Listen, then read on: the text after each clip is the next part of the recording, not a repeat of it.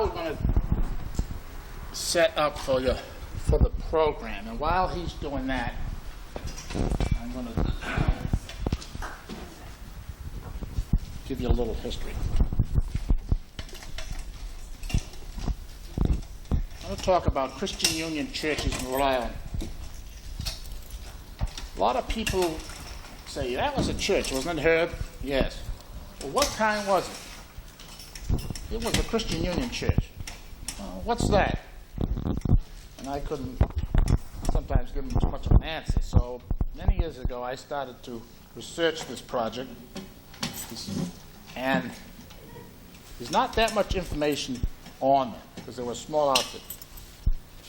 It all started after the American Revolution, when people moving away from the East Coast into the wilderness, it was felt that they would lose the fear of God and become pagans or heathens in the woods. So this movement started in 3 places unknown to each other. One in the Carolinas, along the Ohio River in Kentucky, and in New England.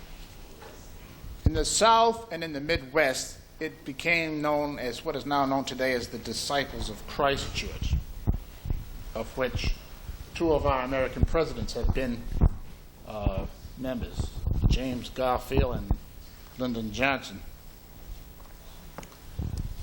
In New England, it was started by a disgruntled Baptist minister by the name of Abner Jones, who started this movement. The first Christian church was built in 1801 in Linden, Vermont, and that was the beginning of the movement in New England. It was known in New England as Christian Union. Soon afterwards, a fellow clergyman from New Hampshire joined them by the name of Elias Howe, and this movement got underway and attracted young ministers right out of the school. And they were sent out through all parts of New England to spread the word. Abner Jones started this because he wanted to start a church that didn't have a sectarian label or any creeds. And it was based on 6 principles. 1, that Christ was the only head of the church. 2, the Bible was the sufficient rule of faith and practice. Your Christian character was the measure of your membership. An individual interpretation of the scriptures as the way of life. The word Christian, the name taken as worthy as being a follower of Christ. And unity or union, meaning Christians working together to save the world. It was sort of a strict fundamentalist Baptist type of a organization. They believed in open communion and baptism by immersion.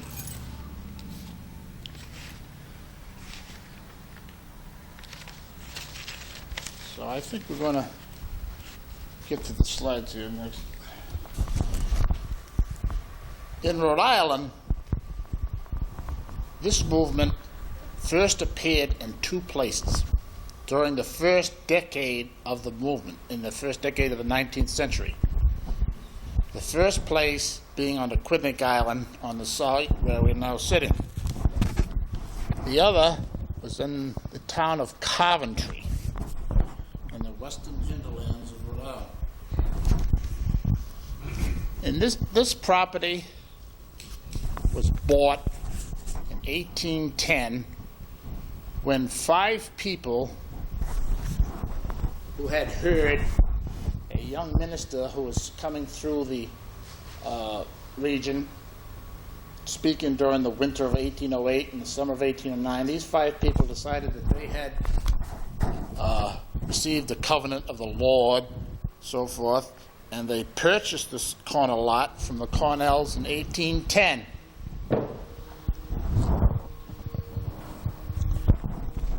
They met in private homes for the first decade, and in 1821,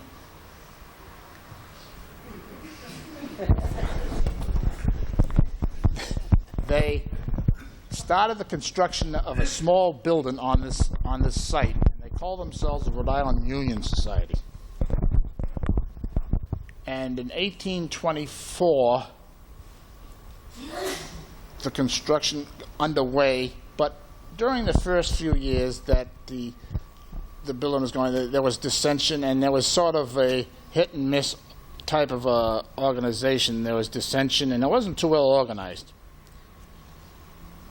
Not until 1833, the women of the church, which was called the Ladies' Home Mission Society, decided that it was time to get their act together and finish the church. So they formed a group which put on suppers and different type of lawn parties and that, and the church was finished in 1834, the first building. And they called their first full-time pastor a man by the name of Zalman Toby, and he was paid $600 a year to be the pastor of this church.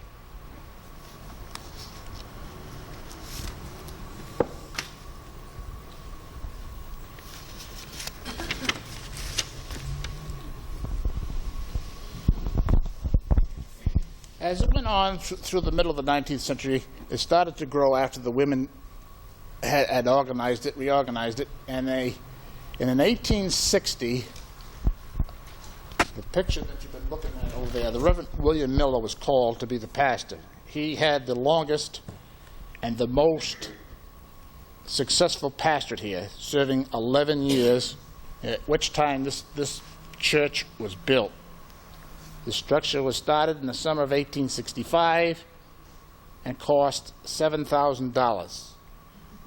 The older building, I should have mentioned, was taken from the site, moved to the corner of Sandy Point Avenue and East Main Road, where it was called the Edward Sisson Farm, which is now Glen Acres. It was spent the rest of its life being used as a farm building. During his long pastorate, he was a clergyman by profession and a carpenter by trade, so he actually worked on the construction of the building. The head carpenter was a man by the name of John Cogshaw, who is an ancestor of Carl Wise. And the cost of this building, $7,000.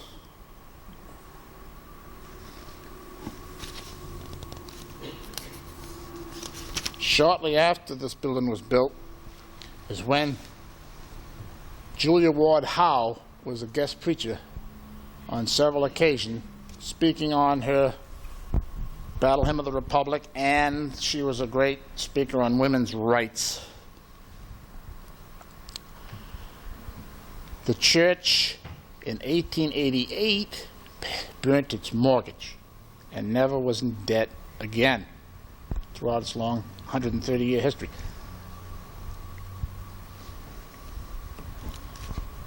It's a little difficult reading my notes in the dark.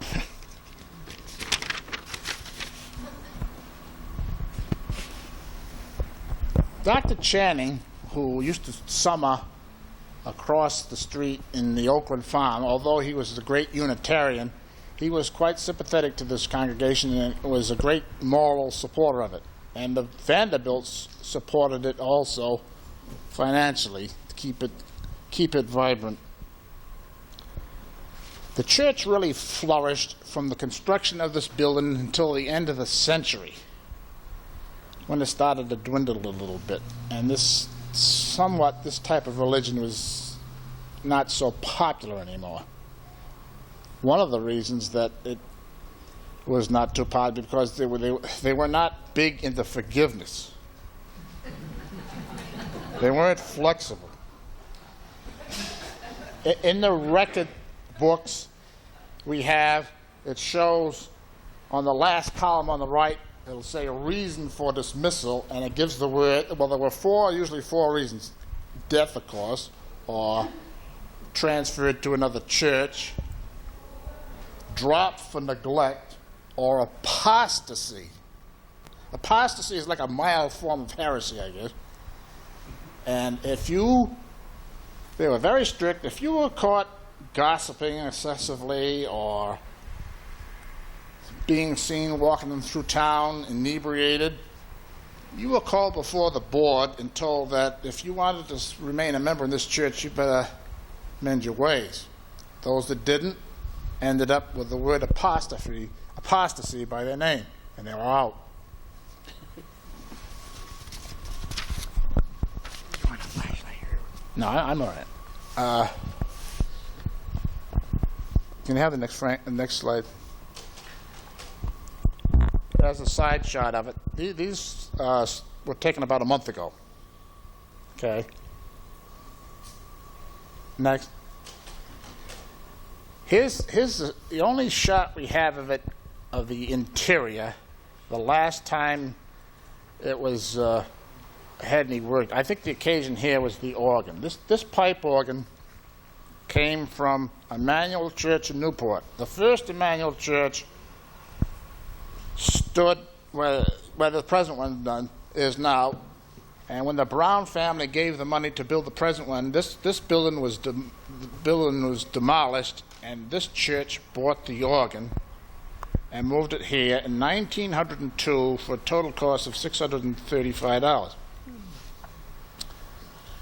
You'll see the oil chandelier hanging from the center that predates the electric ones. You see a hook hanging down from the ceiling. That's from one of the 4 smaller ones that were around.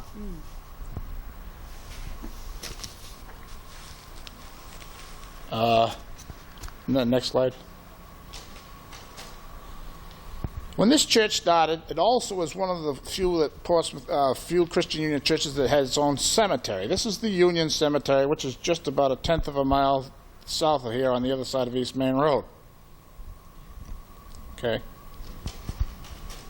That's another shot of it. This is full of the Cogshalls, Sissons, Anthonys, Boyds, same families being buried here for generations. In 1897, the church built a parsonage. Next. Jim. This stands at 1023 East Main Road. It's now the home of Elizabeth Mueller. She's lived there for quite a while. This was built in 1897. Also in 1897, the cemetery became a separate corporation and no longer connected with the church. In 1873, the pastor's salary had gone from 600 to 1,000. But when they built the parsonage, his salary went back to 600.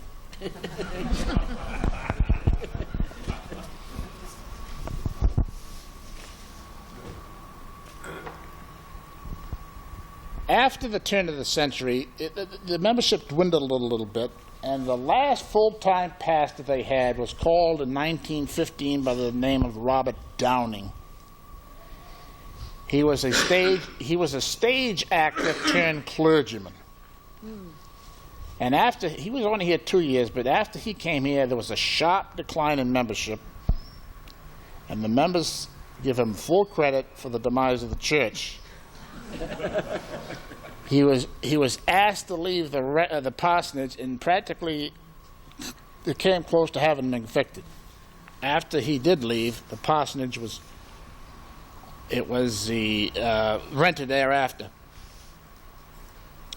A sharp decline after him. Services, first they didn't have services in the winter. The Sunday school was phased out in 1927. The parsonage was sold in 1934 for $4,500.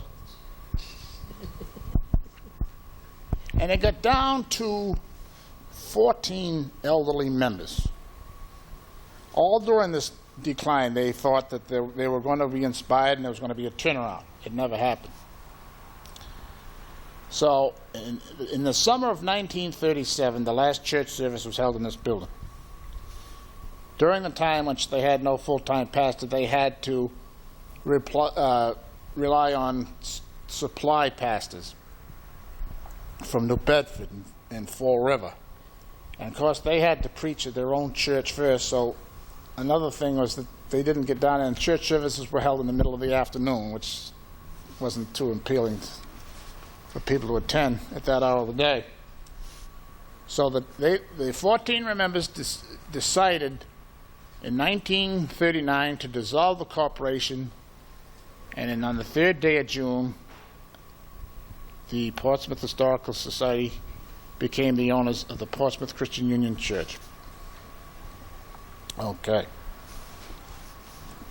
Ready, Jim? All right. In Middletown in 1828, about 15 members of the First Baptist Church of Newport, which is now the United Baptist Church, and the one on Spring Street, decided that they would like to have their own church out in Middletown, as Middletown had been without a church for many decades. The first one was built on the corner of Greenland Avenue and Swamp Road. Swamp Road is known today as, by a little more elegant name, Paradise Avenue. The north half of it's called Berkeley Avenue. Yeah. It was cost about $700 to build that church. But a few years after, as many churches, there becomes an issue that fractionalizes the congregation and the factions are formed. And in 1847, the larger faction of this church left and came to the Middletown Four Corners and built this church in 1847. They only occupied it 4 or 5 years because in 1852 the organization just dissolved and the building stood vacant. The swamp building was never used, the swamp meeting house was never used again and fell into ruin. This stood vacant for a few years until in 1856 the Methodist Society was formed in the town of Middletown, and they rented it as they came into existence in 1857, and in 1860 acquired the property. They worshipped here for a number of years, and in 1890, next, made this renovation to it, removed the belfry and added the tower. After the turn of the century, this work here was done about 1890. After the turn of the century, the congregation decided, well, maybe we need a new church, a bigger church.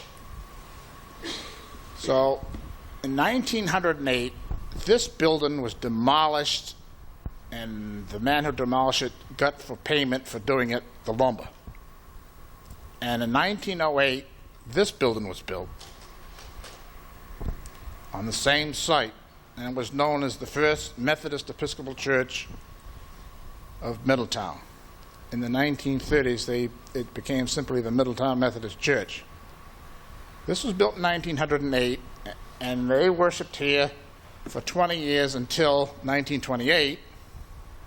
Next, they added a parish house to the east end of it, doubling the size of the structure.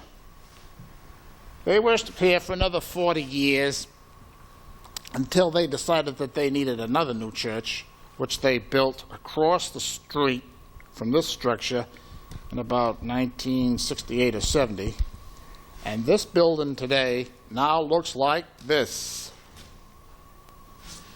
It's now the Masonic Hall. It's now St. Paul's Masonic Lodge.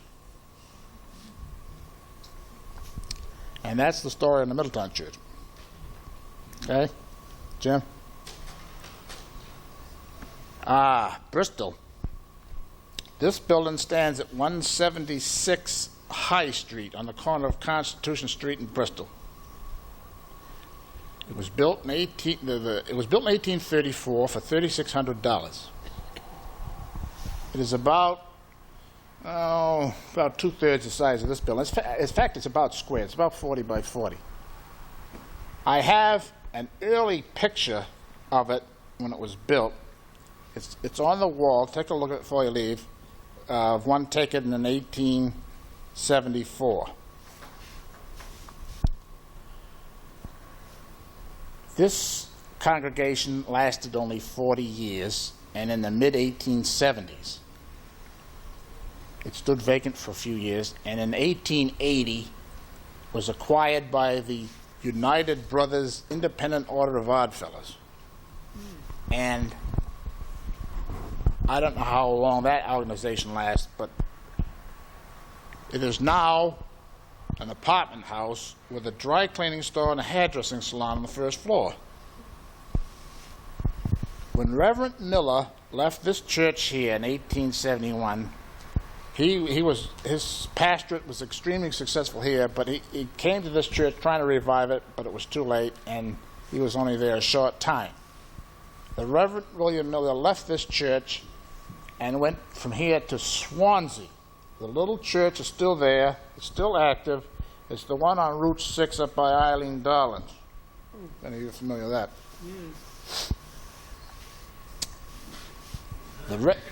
The Reverend William Miller, I should have mentioned this earlier, was the maternal grandfather of the first president of the Portsmouth Historical Society, James Fred Sherman. Okay, next.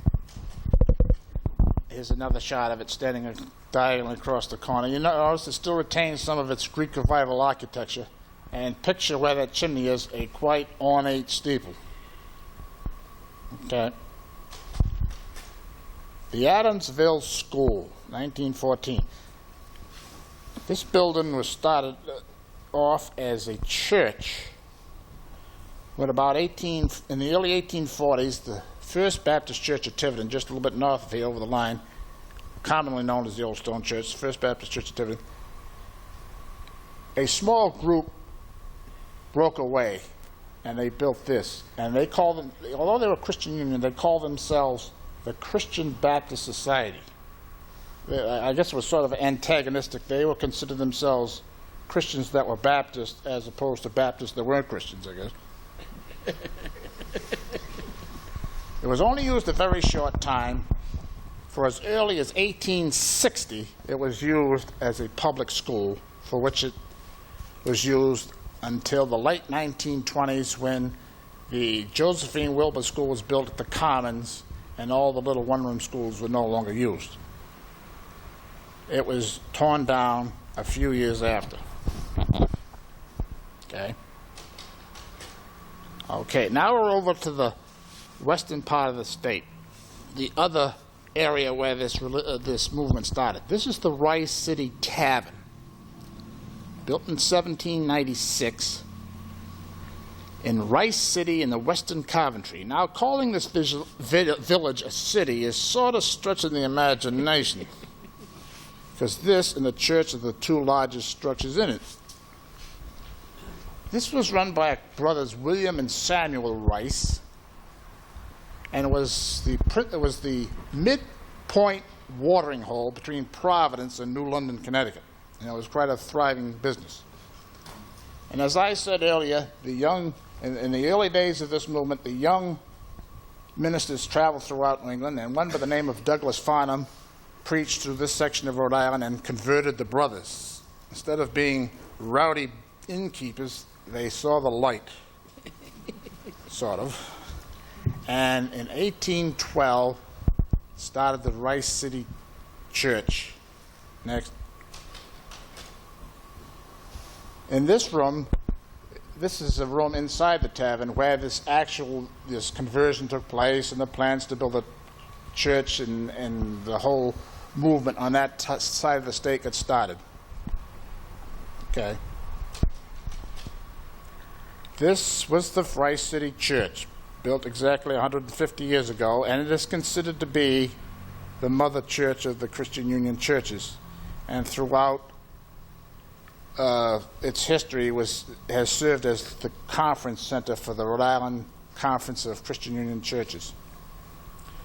Oddly enough, the Portsmouth and Bristol Church belong to the Massachusetts Conference of Christian Union Churches, and their conference center was at Craigville out on Cape Cod, and the Reverend William Miller was one of the main founders of the conference area and actually worked in the construction of it. Today, this Rice City Christian Church looks like this. Not much different. It was typical of the period. The little Greek Revival buildings, square little box belfry with the double doors, no center aisle, double rows of pew in the middle and a single row against the side walls. This is known as the Rice City Christian Church. It was built in 1846. There's another shot of it. This shows the detail of the Greek Revival doors. This is still a very active church. This is one of only 2 active Christian Union churches left as Christian Union churches. Where is it? Rice City in the Western Coventry. Christian Union churches weren't too successful because of their style. Religion grew out of favor. They were located in rural areas where they didn't have a large population to sustain it. And each church, although received instructions on worship and received their clergymen from the conference area, each church had to sustain itself financially. In 1930, the few remaining Christian Union churches were merged with the Congregational church, with the stipulation that they could call themselves, they could retain their Christian Union status, that name, they could use that name. In the late 50s, this became known, what is now known as the United Church of Christ. Okay. Jim? Okay. A little bit further north from Rice City, over the line in the Moosup Valley village of Foster, stands this little church. Built in 1864 by the Moosup Valley Association, whose constitution stated that the Christian Union churches the Christian Union denomination could have the use of it 2 Sabbaths a month. However, they were the only ones ever to use it, and then 4 years later it became the Moosup Valley Christian Union Church. This church and the Rice City Church are the only 2 that are still active Christian Union churches in the state. And today, it looks like this. Not much different. Very well kept. This is rather small. It's about the size of a Cape Cod house. Okay. There's a front-on shot of it. A little simpler than in the Rice City Church.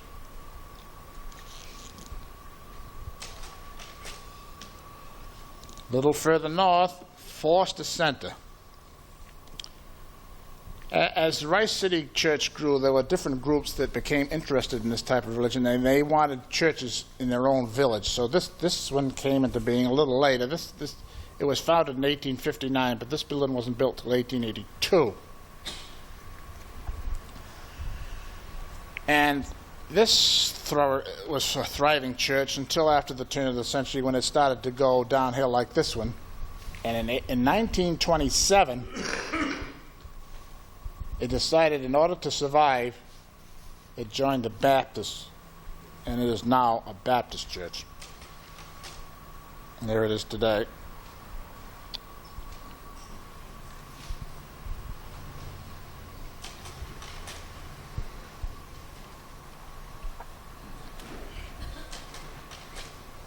Here's an interior shot of it.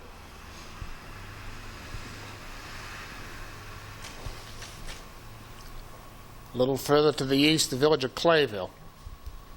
This was started in 1859 as another group broke away and wanted a church in their own village. This one was built in 1871.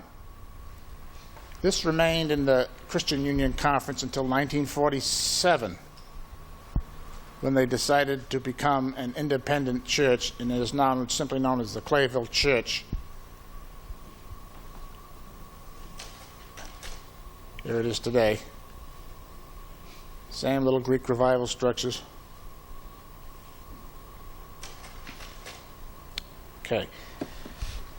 In the Washington village of Coventry, nearer to the east, this building was built in 1831 as the first Congregational Church of Coventry.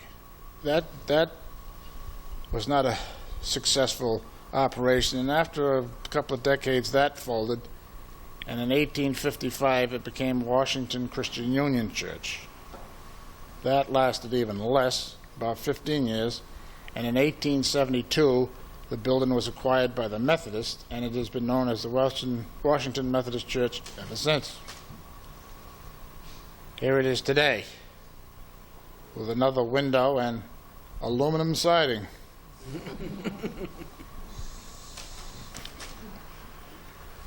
South County's only Christian Union Church was this Greek Revival beauty, which is about the size of this church, not quite as tall. This one remained active until shortly after the beginning of the 20th century, when it dissolved and stood vacant for many years. I remember seeing it 20 years ago as a building in very tough shape. 1985, a man from New York City bought it and the adjacent parsonage and made it. It was completely restored. It is now on the National Register and is now a repertory theater known as the Colonial Theater. This stands right in the middle of Westerly, right across from the library. There's the parsonage to the left. This was built in 1843.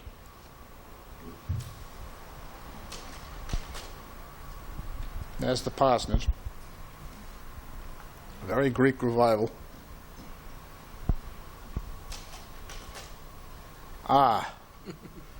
This structure has absolutely nothing to do with the Christian Union Church. But since it's the only one of its kind in Rhode Island, I thought I'd take a picture of it. And you might recognize the tourist on the side there. This is the Swamp Meadow Covered Bridge in Foster. The only one in Rhode Island. That was the one you read about in the paper where the Vandals burnt it down, and then they had it rebuilt, and the Vandals got to get in on the rebuilding part of it as part of their punishment. And here's the toll rates. Is that 12 cents? And you got fined if you were going to cross it without paying, too. And that is the end of the slideshow.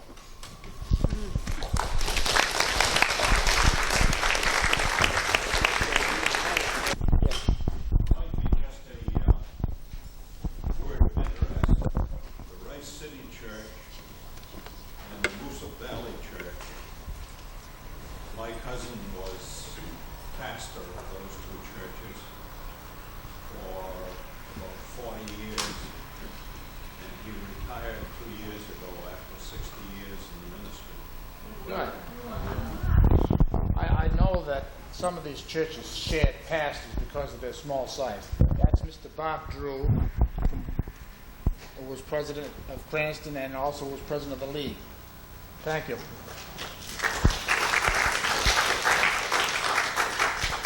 There are two more churches that I have discovered for a total of 12. There's very little information, and you really have to dig for it. It takes time, but I've been collecting this information for quite a while, and I'm still working on it. There was one in what they call the Kent Corners section of Scituate. And Kent Corners was one of the villages in Scituate that was, it was removed from the map to build the Scituate Reservoir.